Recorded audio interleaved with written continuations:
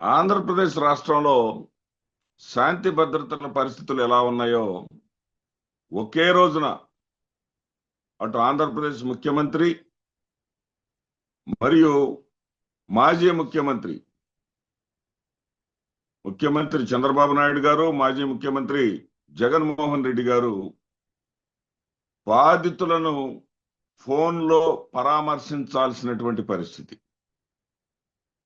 అయితే రెండు వేరు సంఘటనలు అనుకోండి, అది వేరే సంగతి. మొట్టమొదటి సంఘటనకు వద్దాం.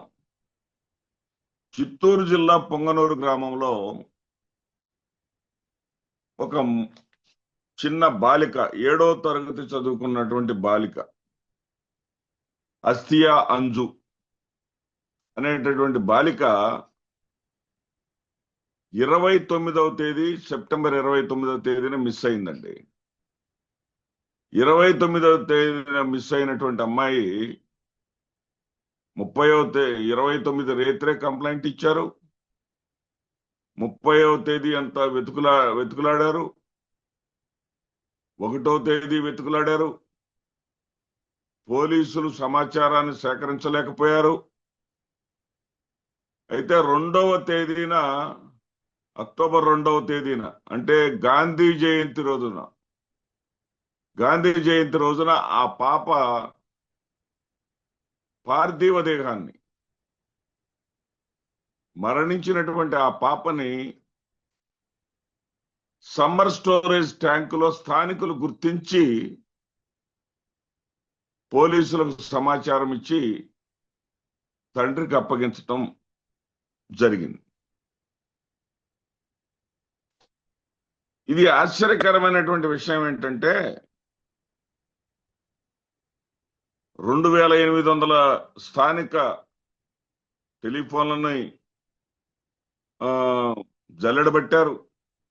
ఎవరేం చేశారో చూద్దామని మరి జాగిలాలను దింపారు.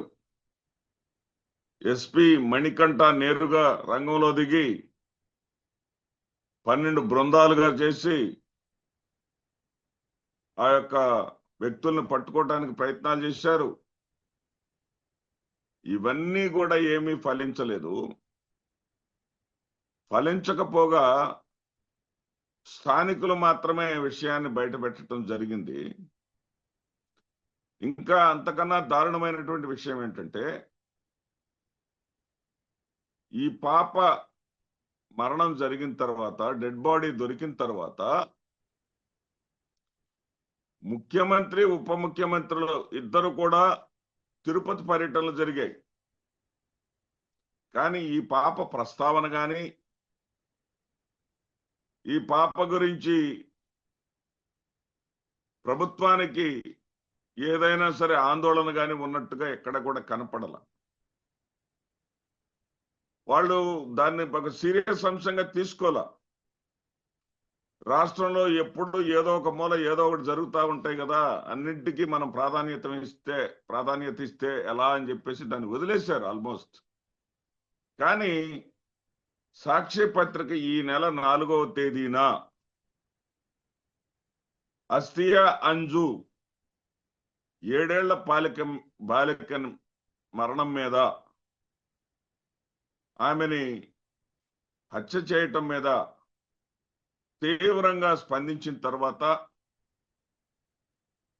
ఆ వెంటనే 5వ తేదీన మదనపల్లిలో ఏవో ఫైళ్లు తగిలబడ్డాయని కక్ష సాధింపు చర్యల్లో భాగంగా ఏకంగా ప్రైవేట్ ఫ్లైట్ ను సిద్ధం చేసేలా మదనపల్లి పోలీసులు వచ్చి పడ్డారే. 29వ తేదీన మిస్ అయినటువంటి పాప 2వ తేదీన శవంగా దొరికితే మరి ఈ కేసు గురించి మీరు పట్టించుకోరా అని సాక్షి మరొక కథనం రాయడం.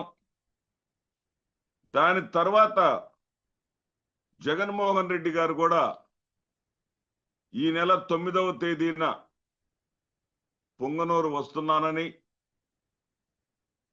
ఆ బాలిక తల్లిదండ్రులను పరామర్శిస్తానని ప్రకటన చేసిన తర్వాత ప్రభుత్వంలో కదలిక వచ్చిందండి. కదలిక వచ్చి వెంటనే అనిత గారు, హోమ్ మినిస్టర్ గారు, మరి మంత్రులిద్దరు ప్రసాద్ రెడ్డి గారు, రామ్ ప్రసాద్ రెడ్డి గారు, ఫరూక్ గారు హుటాహుటిన ఆ సంఘటనకి వెళ్ళి బాధితులు పరామర్శించి ఆ యొక్క బాలిక తండ్రిని ఫోన్ లైన్లో ముఖ్యమంత్రి చంద్రబాబు నాయుడు గారితో కూడా మాట్లాడించడం జరిగింది. చంద్రబాబు నాయుడు గారు ఆ తండ్రితో మాట్లాడుతూ కుటుంబానికి అండగా ఉంటామని చెప్పటం జరిగింది. అంటే ప్రతిపక్ష నాయకుడు వస్తున్నాడంటేనే ఆ సమస్య మీద దృష్టి పెడతారా, లేకపోతే తేలిగ్గా తీసి పారేస్తారా? అది కూడా ప్రతిపక్షమేమి విమర్శలు చేయలా. మానభంగాలు జరిగినాయనో లేకపోతే ఇంకోటి జరిగిందనో చెప్పలా.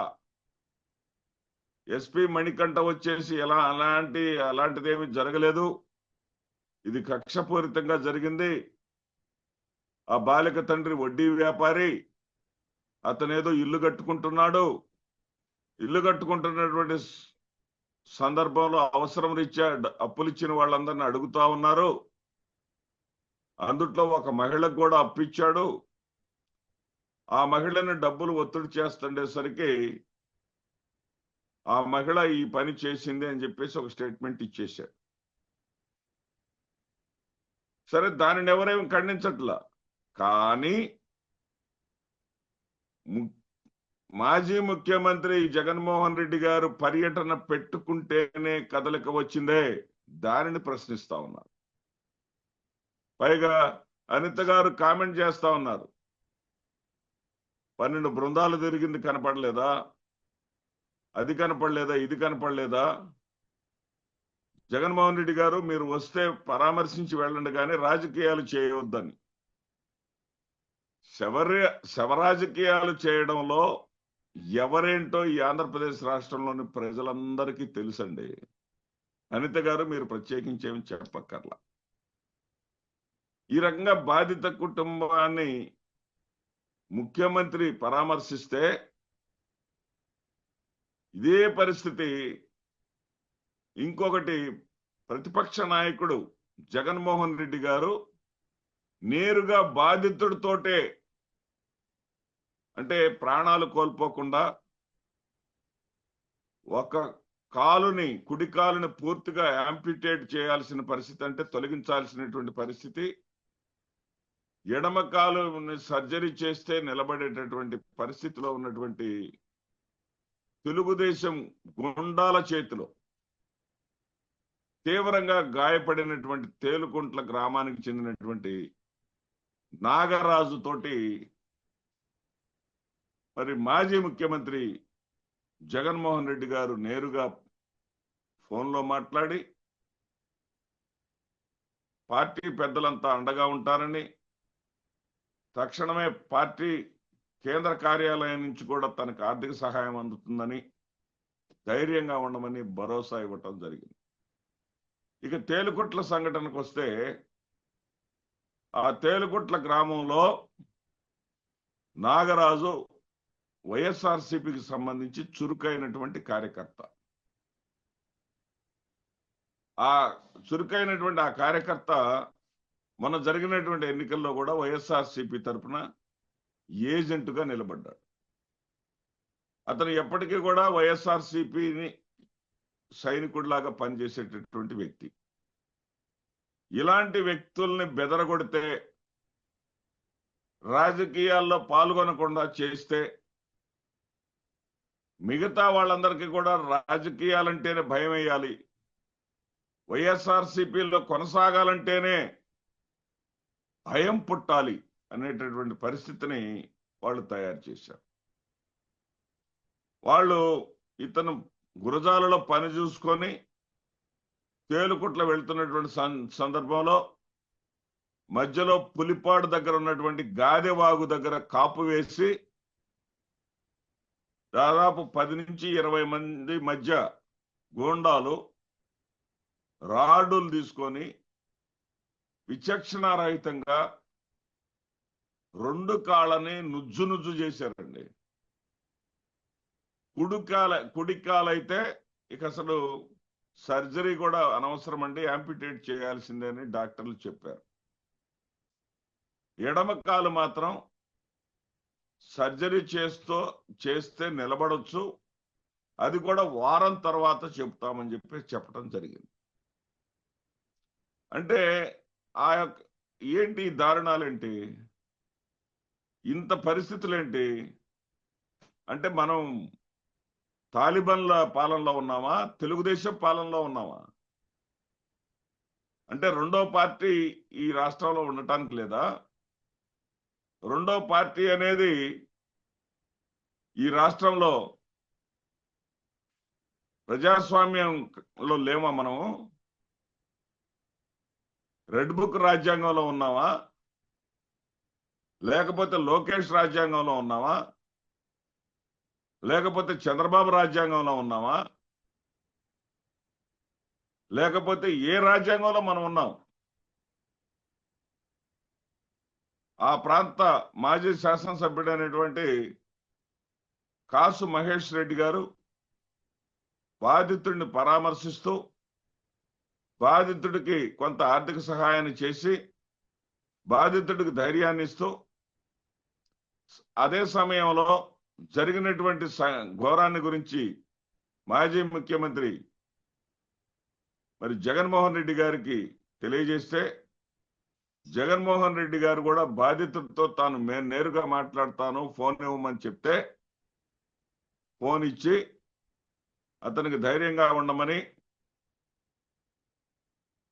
తప్పకుండా తాను స్వయంగా ఇంటికొచ్చి కలుస్తానని, రాష్ట్రం మొత్తం కూడా బాధితుల ప్రతి కుటుంబానికి వెళ్ళేటటువంటి కార్యక్రమాన్ని చేపట్టానని, ఆ సందర్భంగానైనా లేకపోతే అంతకన్నా ముందుగానైనా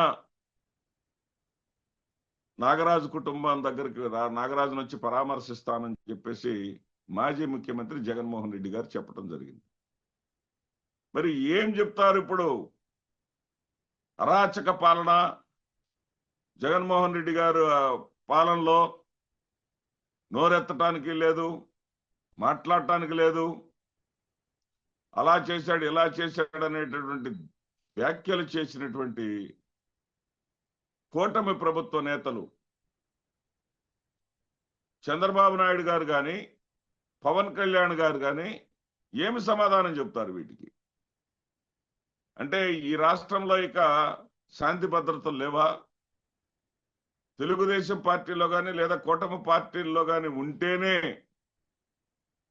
వాళ్ళని బ్రతకనిస్తారా, లేకపోతే కాళ్ళు చేతులు ఎరగొట్టేస్తారా? ఈ పరంపర ఆపరా?